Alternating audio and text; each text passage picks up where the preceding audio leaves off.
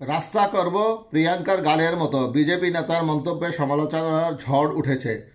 দিল্লি বিধানসভা নির্বাচনে কালকাজি আসনে বিজেপির প্রার্থী রমেশ বিধুরি সম্প্রতি নির্বাচনী জনসভায় কংগ্রেসের সংসদ সদস্য প্রিয়াঙ্কা গান্ধীকে নিয়ে একটি বিতর্কিত মন্তব্য করে তোপের মুখে পড়েছেন।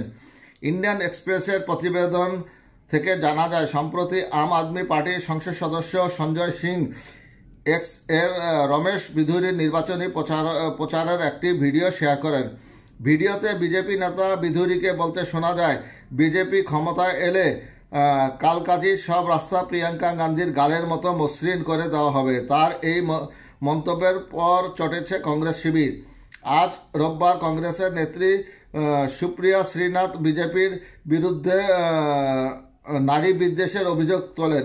এক্স দেওয়া একটি পোস্টে তিনি লিখেছেন, প্রিয়াঙ্কা গান্ধী সম্পর্কে বিধুরির এই মন্তব্য অত্যন্ত লজ্জাজনক এবং এটি নারীদের প্রতি বিজেপি নেতার অরুচিকর মনোভাব প্রকাশ করে। সুপ্রিয়া শ্রীনাথ আরও বলেন, বিধুরি আগেও এক সংসদ সদস্যের বিরুদ্ধে অশালীন ভাষা ব্যবহার করেছিলেন, যার জন্য তিনি কোনো শাস্তি পাননি। এর মধ্য দিয়েই বিজেপির প্রকৃত চেহারা ফুটে উঠেছে।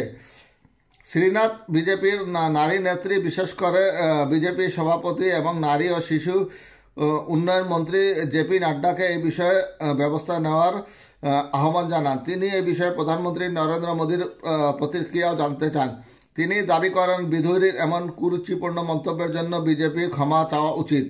এদিকে ভারতীয় সংবাদ মাধ্যম ইন্ডিয়া টুডেকে দেওয়া সাক্ষাৎকারে রমেশ বিধুরি বলেন, তার এই মন্তব্যের পিছনে কোনো খারাপ উদ্দেশ্য ছিল না। তিনি বিহারের সাবেক মুখ্যমন্ত্রী লালু প্রসাদ যাদবের অতীত মন্তব্যের উদাহরণ টেনে বলেন, লালু সাহেব বিহারের রাস্তা অভিনেত্রী হেমা মালিনীর গালের মতো মসৃণ করার কথা বলেছিলেন। যদি লালু যাদবের মন্তব্যের জন্য সমালোচনা না হয়, তবে আমাকে কেন প্রশ্ন করা হচ্ছে? তিনি আরও বলেন, হেমা মালিনী কি নারী নন? তিনি অর্জনের দিক দিয়ে প্রিয়াঙ্কা গান্ধীর চেয়ে অনেক এগিয়ে। অবশ্য রমেশ বিধুরির বক্তব্য নিয়ে এমন বিতর্ক নতুন না। 2023 সালে লোকসভা অধিবেশনে বিএসপি সংসদ সদস্য দানিশ আলীকে উদ্দেশ্য করে তার সাম্প্রদায়িক বক্তব্য ক্যামেরায় ধরা পড়ে, যা রাজনৈতিক মহলে ব্যাপক সমালোচিত হয়েছিল।